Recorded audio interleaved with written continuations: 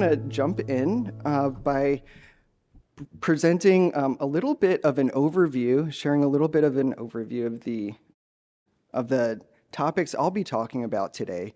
Approaches to managing sleep, pain, and fatigue in uncertainty and vasculitis.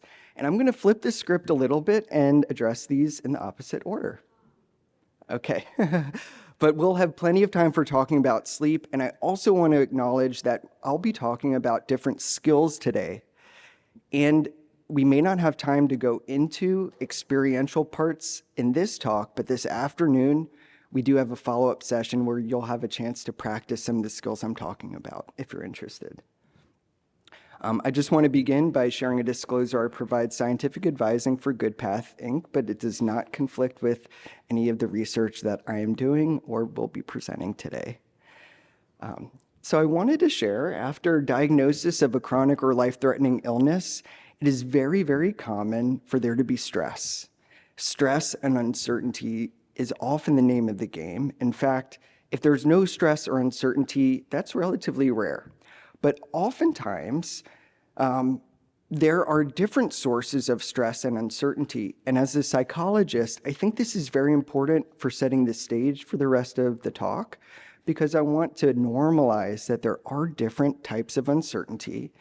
And these issues come up across some of the most prevalent and debilitating chronic and life-threatening illnesses, including in rheumatological illness, like fear of a flare or exacerbation. Some examples of these types of stimuli, things that can trigger uncertainty.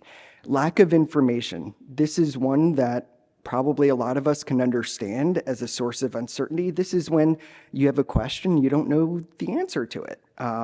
And oftentimes that information can be found online or through consultation with a specialist, but sometimes there just isn't data out there. And so that can drive uncertainty. There's complexity. And this happens when patients are navigating a fragmented medical system. Okay. I heard yesterday some of you sharing your challenges navigating the complexities of the medical system as you've coped with vasculitis, including someone yesterday had mentioned if there are any efforts to educate ER physicians who may be seeing patients and have no idea what these symptoms are or how to provide that treatment. That's an example of the type of complexity that can drive uncertainty and ultimately fear about recurrence or exacerbation. There's also ambiguity. And I don't mean to overload you with terms. You don't have to memorize these, but just to provide some context. Ambiguity happens when we don't have a clear explanation for what's going on in our body. Okay, feeling pain, feeling fatigue, feeling some issue comes up with our skin or a flare. It's hard to understand. Is this a sign of aging? Is this a sign of my disease coming back? And that ambiguity can drive a lot of uncertainty. But do you see how that's different from the complexity of the medical system and different from not having information? It's sort of ambiguous. Also, ambiguity happens when we have conflicting information. So if you hear your physician say one thing, but you read in an online forum something else, that creates ambiguity and drives uncertainty. The last box on here is unpredictability, and I think this is something we can all pretty much understand. We're not great at predicting the future, certainly about our own health, and this can drive a lot of fear.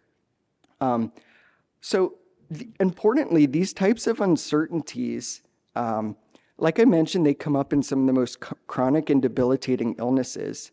But this is a picture I took yesterday.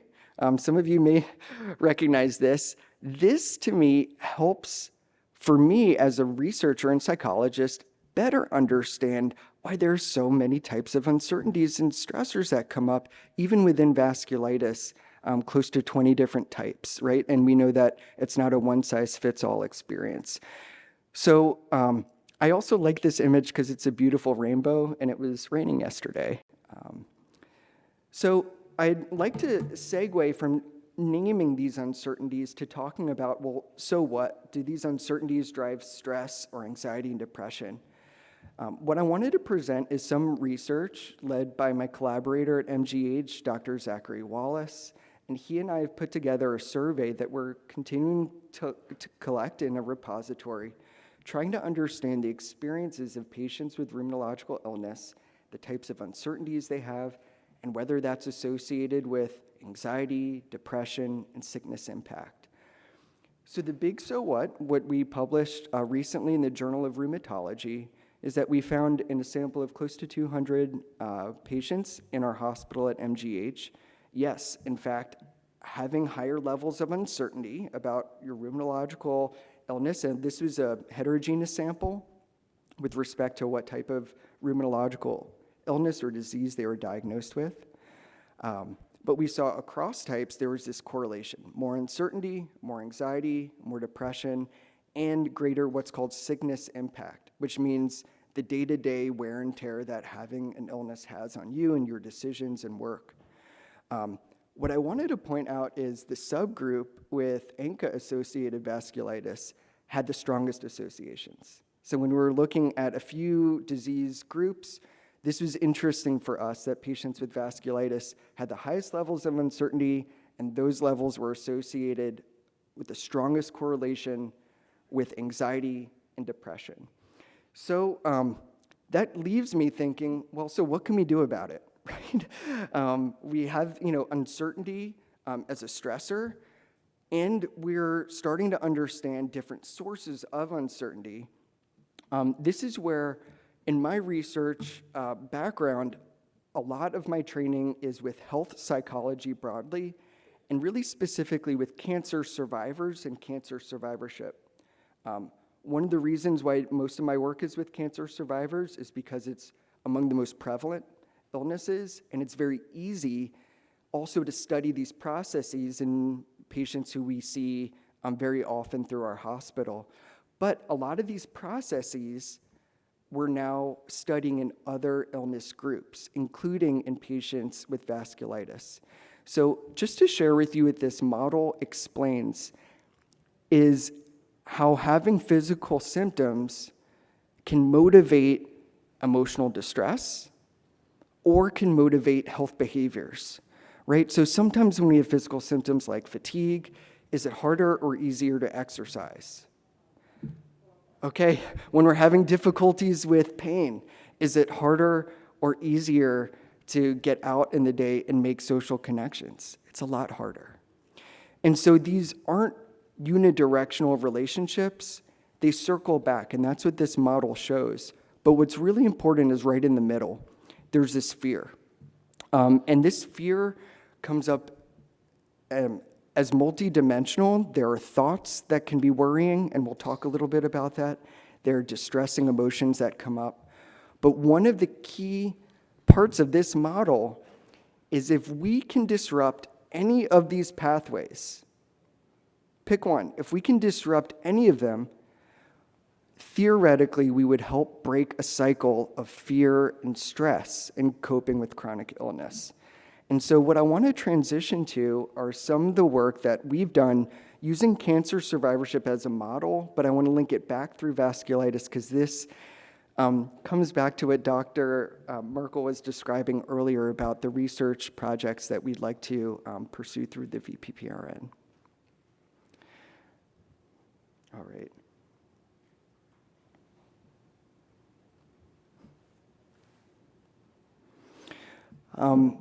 So I'm sorry, I just want to go back and mention what this model indicates to me and a lot of our colleagues at MGH is that there are multiple aspects at play when we're coping with chronic illness and experiencing fear. And probably the best approach for addressing these pathways isn't going to be teaching one skill. It probably won't do it. Or having maybe even two skills. It may not be enough. So we took a hard look at the literature to try to understand what has been done before to address this pathway, and how can we replicate that when working with patients with vasculitis. Very briefly, I just want to acknowledge on this slide that mind-body practices are incredibly popular. This is data, most of these data come from surveys conducted by the American Cancer Society, and this is using cancer survivorship as a model. What we see is close to 3/4 of cancer survivors in the United States report having used at least one mind-body practice in the last year. That is huge, huge. And why are they using these practices? They're using these primarily to reduce the risk of recurrence, or for managing their stress and for psychological support. And when surveyed, when the people who use these practices are asked, well, what do you notice? The chief benefits are stress reduction, greater hope, and less severe or frequent side effects. So if that sounds good to any of you, we're speaking the same language here, because to me, this seems like a wonderful set of outcomes to try to bring to patients with vasculitis, if possible, in concert with other types of treatments that they're using for managing disease. This slide is way too technical, but just to share, our team received funding from the NIH to develop a multi-step process for developing a mind-body resiliency intervention for cancer survivors and addressing fear, worry, and this cycle of health behaviors. Again, just to point out, all of this research that we did involved stakeholders, involved patients at every level, and it involved interviewing cancer clinicians who are working with patients to get their input on referral pathways to our program. So I just want to pause. I've shared a lot of information, and I'd like to segue to talking a little bit about what works, okay? What's been tested in the literature for addressing these pathways. A few years ago, we conducted a systematic review and meta-analysis to see what's been done for addressing fear of recurrence and managing uncertainty. And looking at cancer survivors again as a target population because so much work had been done in that. What we found was that most of the research had been done on CBT, or cognitive behavioral therapy. A close second was on meditation skills, and this included mindfulness meditation, but also included things like meditative movement, which is Tai Chi, Qigong, yoga. To a lesser extent, there were other forms of practice, other practices that were studied, like relaxation and positive psychology techniques that involved using humor, gratitude, and appreciations. And what was very interesting, what we found, is that interventions that had the biggest bang for the buck, where you got the biggest change in fear of recurrence, happened when you taught more than one skill, and happened when investigators taught the program to groups of patients rather than individuals, and also happened when there was mindfulness meditation involved. And I know Stacy Ivitz earlier had presented on self-compassion, where mindfulness is a component of that skill. So our pie-in-the-sky idea was, well, what if we combine all of these pieces that seem to be effective and package them into one program? What if we combine multiple components? We make it group delivered, and we teach mindfulness. We have an established program at MGH that's been built over the last 30 years that, whether it's by coincidence or serendipity or foresight, they happen to include all of these components we're looking for. It uses a treatment manual, which is very important. That means no matter who your therapist is, you're getting the same program in the same way that it was designed and tested. It's 8 sessions, 90 minutes a week, so group weekly visits, and it teaches, again, all of these skills, but as importantly, it teaches tips for sleep, nutrition, and physical activity, all included in one program. What I just wanted to point out on this slide is we've done pilot testing of this program.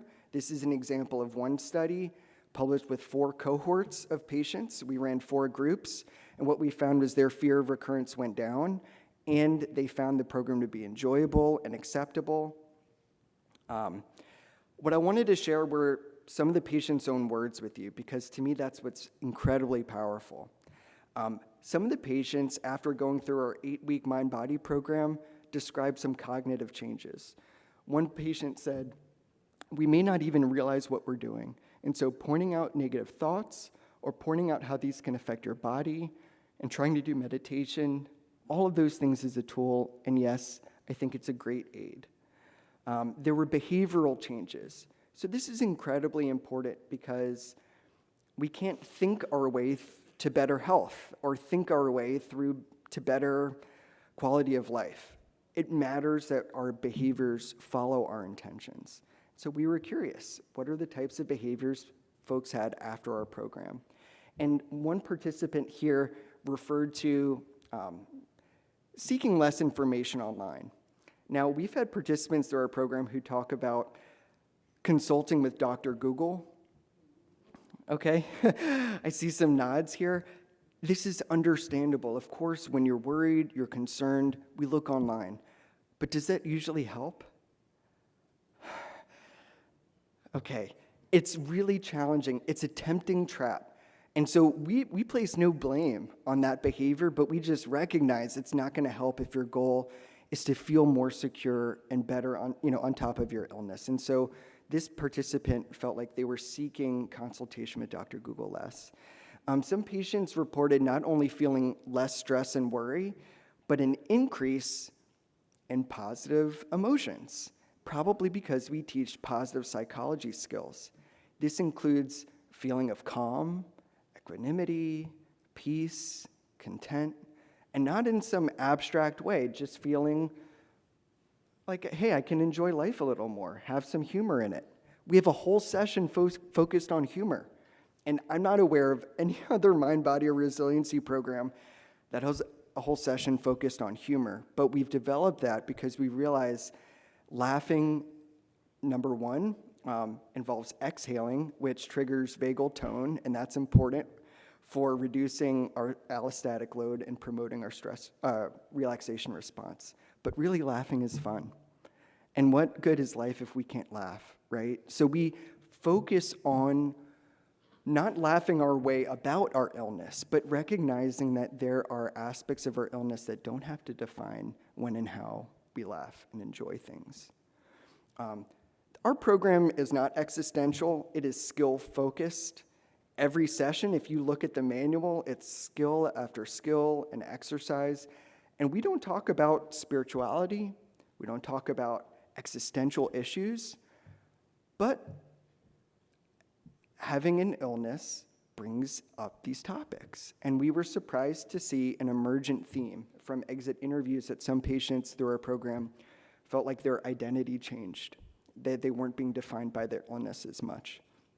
I'm a big fan of patients' own words, and I wanted to highlight a video recording. We had an opportunity to give a grand rounds through Harvard Medical School a few years ago, and one of our study participants, I'll call her Maria, but she gives her full name, her real name in the presentation. She described what going through this program was like for her. And I filled in, we have a resiliency model that's not important for us to go through today, but I filled in our resiliency model using her own words and experiences. And you can look to see, for Maria, she developed a few changes. And these changes didn't occur just when she was encountering a medical visit. She was building up her capacity to deal with stressors by learning these skills and practicing them even when she didn't need them. But by the end of the 8-week program, she felt more confident in dealing with stressors in the future as they came up. And just to share with you, we recently completed a randomized control trial of this intervention. We have positive findings, and we're submitting those for publication right now. Again, I'm aware of time, and I will talk about sleep. I just wanted to mention to you all, we have a variety of projects aimed at understanding the processes I was just talking about, and really importantly, delivering interventions, because we've studied a lot of these processes to know now we have to do something about it. We can't just study this anymore. So virtual room is what we're starting to call a project that we're so fortunate and thrilled to be partnering with the VPPRN.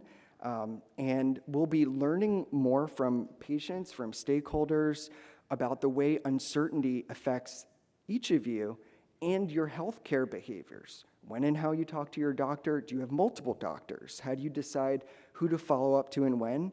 And then we're going to ask patients, what are the variety of mind-body practices we include in our program? And are there any that you feel like, I'm not going to do, I can't do? Or if I want to do it, we have to modify it.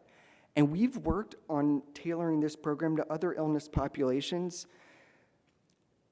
And we've learned ways to modify the program for certain groups. We've made the program shorter. 90 minutes is too long, we make it 60 minutes. Other groups, they've said we have to have our caregivers involved. Our partners, our children are along for the ride, so this has to be a partner intervention. So we're looking for your voice and feedback with this first project. The other projects are, again, addressing fear of recurrence in some other illness groups. Okay, how am I on time? Doing all right? Yeah, okay. We've got maybe 15 minutes total. Okay, tremendous. Okay, so I'm going to move through the next few slides a little bit quickly, but then talk about sleep, okay? These next few slides I'll be going back to again in the experiential session later this afternoon, but I wanted to share with you all 3 examples of the skills that we teach in our resiliency program that you could probably start using today without a lot of training or guidance. Okay, most of the skills, again, we would have a trained facilitator leading the group, but why not? You all are here, and it's a great opportunity to share this with you. One of the first skills we teach in our program is to reduce the stress response. This is step 1. It's very, very difficult to make good decisions, clear decisions, logical decisions, decisions that are going to work best for you and your family when you're in that state of stress. Fight or flight response, 10 out of 10. So in our program, every session begins with a relaxation practice, and you'll learn a different one each time. Minis are great because you can do these anywhere. You can do it at a stoplight. You can do it in between sessions today. And they all involve 2 things: mental repetition paired with deep breathing. And again, this is a flyby instruction, and we could have more opportunity in the afternoon to practice individually. But mini version 1, 2, and 3, these are examples of where very briefly, maybe 30 seconds or a minute, you could, for instance, do counting paired with deep breathing. And this isn't going to cure your stressor. This won't change what all is going around outside of you, but hopefully this will reduce your stress response enough to where you can engage other coping skills. So another example of a coping skill we teach in our program is worry time. So the worry time could be something you do after practicing relaxation. Worry time is where we acknowledge you're going to worry. It happens. That's what comes, when we, it comes with the territory, being embodied as humans. We do worry. And, I also want to acknowledge, I think Dr. Merkel yesterday said, watchful waiting is not the same thing as ignoring, right? And so one of the challenges we have, I think, in coping with vasculitis is having patience while we wait and teaching ourselves maybe how to have a little bit of a break so that the worries we have about managing vasculitis don't spill into other activities that give us value in life, like spending time with friends or watching a TV show that we really like or gardening. So what we say is go ahead and worry about vasculitis. I probably am the only person who might say go ahead and worry about it, but do it for 10 minutes. So that's the task. 10 minutes, 12 minutes. It's a creative challenge that I would pose for each of you. Pick a time each day when you can worry. And it may be the same worries you had yesterday. It may be new worries. But at the end of that 10-minute time, try to have a natural transition. A song you listen to, a cup of coffee, you're going outside, something that will be a natural break. It doesn't work when we hold our worries in. They often come up at night, which I'll talk about in a minute. But worry time lets us let out a little bit of steam so that worries don't become overwhelming. And what we often find is that over time, people find, I can't worry for 10 minutes. Is it okay if I do it for 8 minutes? Sure. But the main goal of this behavior is to make sure worrying doesn't flow into your other activities that give you meaning. The final skill I'll just share is Idealized Self. This is a powerful imagery tool. Very often through chronic illness, we lose sense of who we are, often feeling like we're defined as much by our illness, if not more so than we even want. And this allows us to sort of picture ourselves being resilient. What does that look like? What would Daniel being stronger look like to me? Maybe we don't know, but this allows us a minute or two to reflect on that image of ourselves and to hold it in our mind. This isn't about false hope. This isn't about making things up. It's just trying to picture yourself feeling stronger, more confident. And if that feels good, hold on to that. But this is a very, very short, brief example of positive psychology woven in with our other skills. So just to share data, okay. I know I had a lot of topics to cover today, so I'm moving pretty quickly. But I did promise you I'd talk about sleep. And so sleep concerns are incredibly prevalent. In the United States, 1 in 10 Americans has chronic insomnia. Chronic insomnia refers to having difficulties with sleep at least 3 nights a week for at least 3 months.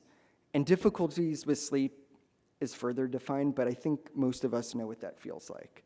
Difficulties sleeping at least 3 nights for at least 3 months. That's 10% of the population. But what we're seeing is sleep quality, and I'd be very interested to see some of the results from the VPPRN too, how well they map on. But we see about a quarter of patients in our hospital with ANCA-associated vasculitis have fairly bad to very bad sleep. Okay, this is different. This isn't, sleep quality is not the same thing as insomnia, so we're hoping to follow up, but 25% is a lot, 2.5 times the prevalence, right, of the general population. So this tells me patients, at least in our hospital, and probably outside of our hospital, right, could stand to benefit from skills for managing sleep. The good news is there is a gold standard treatment for addressing sleep. It exists. We don't have to invent it.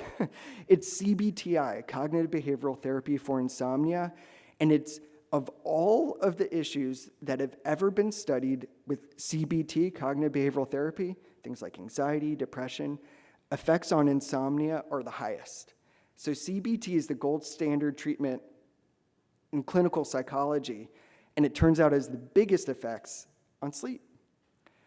So that's really exciting because CBTI can be delivered in a few sessions, as little as 4 sessions, and it involves learning 5 skills. Now, sometimes I think of CBTI a little bit like the game Othello. I may be dating myself a little, but Othello, the tagline was "a minute to learn, a lifetime to master." So these skills might seem very simple, but of course, applying them is where we see improvements in insomnia. I'm going to go through that in the next few slides.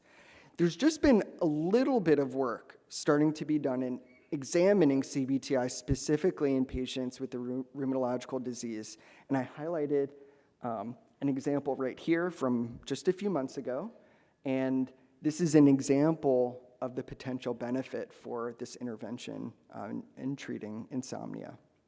To share with you, again, I mentioned most of my work has been done with cancer survivorship, and what we found is 4 sessions of CBTI for cancer survivors with insomnia We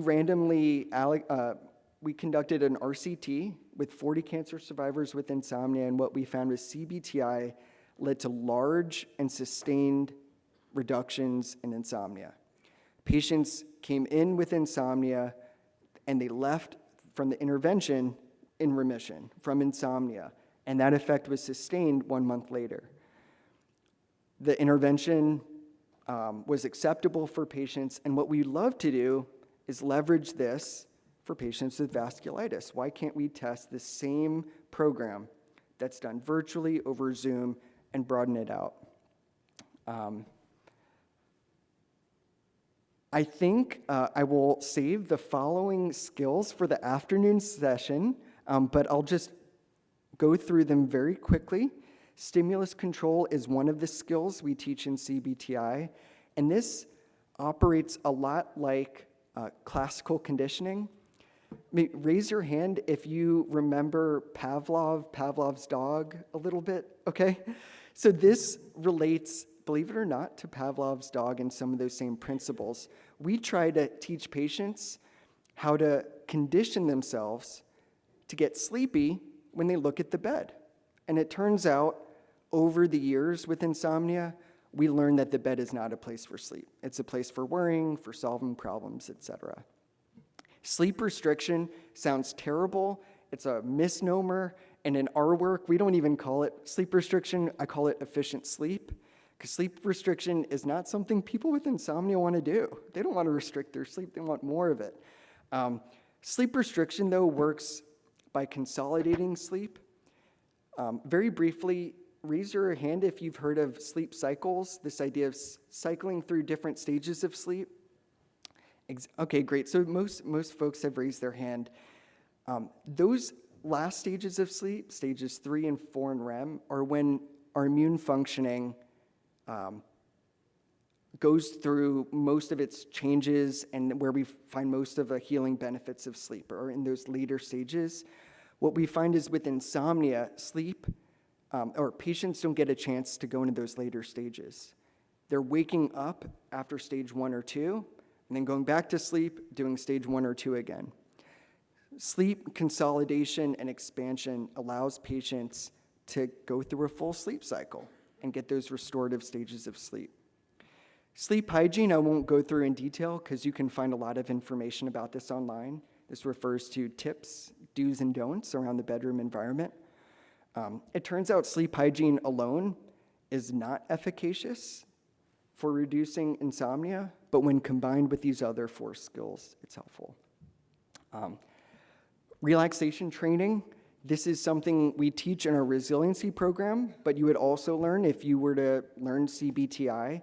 It turns out relaxation alone, in comparison with controls, a control condition, relaxation alone improves insomnia. It's pretty interesting. And some of the research we're doing is trying to unpack, are there physiological reasons for that? Is it just calming to do relaxing before bed? But relaxation usually feels good, so I'd empower all of you to think about doing some relaxation before bed. And then finally, cognitive therapy. Many of us develop unhelpful beliefs about the bed. I'm not going to sleep tonight. Forget it. It's not going to happen. Or if I don't go to sleep by a certain time, tomorrow's going to be a waste. These thoughts perpetuate our stress and don't help us feel relaxed and enjoy sleep as we go into the bed. So we work on these maladaptive thoughts in individual therapy. So that's it. I want to acknowledge, first off, the patients, clinicians, and staff at MGH at my institute. Like I mentioned, my chief collaborator, Zach Wallace. All of you who motivate and inspire me. I'm excited to learn more about these topics today through speaking with you all. And I also want to acknowledge our community partners, including, I should add the VPPRN to this slide as well. So thank you very much, and with that, I'm happy to take some questions.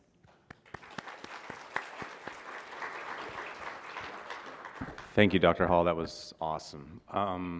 And so awesome, we have an outcome measure, and that's, I've been told, probably the most questions we've had ever, probably. And for that reason, I'm going to have to probably batch some of these, and let's do like a rapid fire, okay, for these next 2 or 3.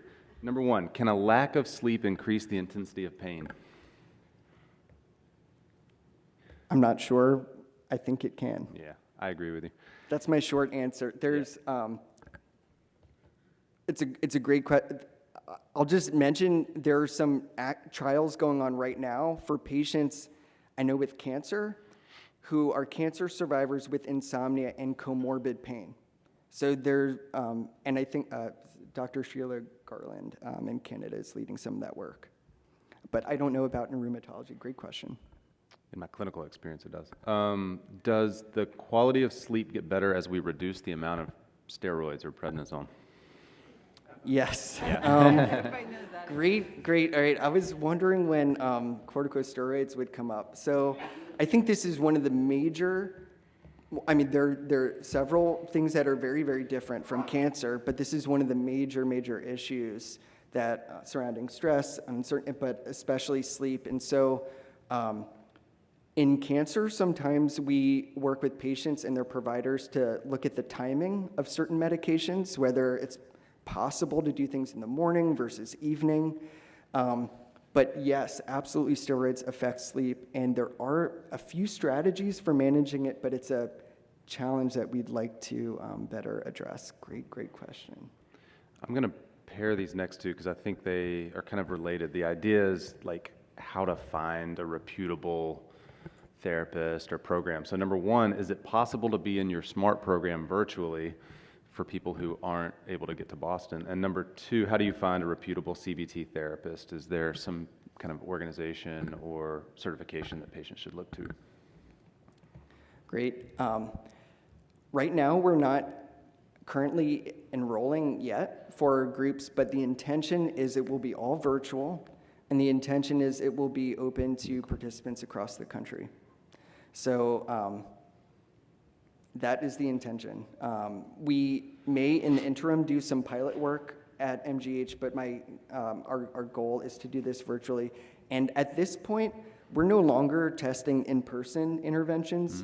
We used to, before the pandemic and even during, we would ask participants 2 questions. We would ask, would you prefer in-person or online? And then we'd also ask about willingness. So preference was about split. And again, when we were doing this research just around people around Boston, preferences tend, even to this day, they tend to be around split. 50% or so folks would like to do in person, 50% virtual. But when we ask about willingness, if this were only offered in person, or if this were only offered virtually, would you be willing to sign up? The data is different. People, if it were in person only, very few people would be willing to sign up. It's interesting, even among that 50%, but they would have had a preference if it was 80% of participants have said if it was only virtual, they would be willing to sign up. And this has been replicated over and over with our group. So we're only doing virtual at this point and hoping to recruit nationally. To answer very briefly about a reputable therapist, my recommendation is to stick with evidence-based therapies, number 1. When you, there are enough, cognitive behavioral therapy is one of those types of therapies.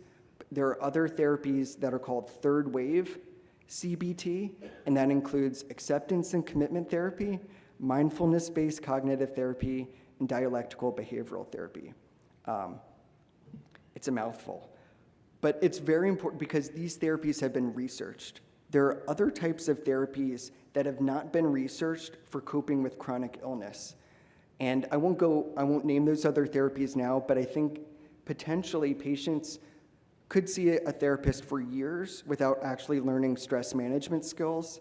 CBT, cognitive behavioral therapy, teaches stress management skills. So that's the primary recommendation. You can look at Psychology Today is a general resource for finding a psychologist or mental health care provider. For sleep in particular, there's a registry for people who provide CBTI, and you can look online. It's called the CBTI Provider Registry, and you can look all throughout the country. You can put in your zip code, your region, and find people who have been trained in CBTI. We also do virtual trials as well for CBTI. Thank you. Dr. Hall.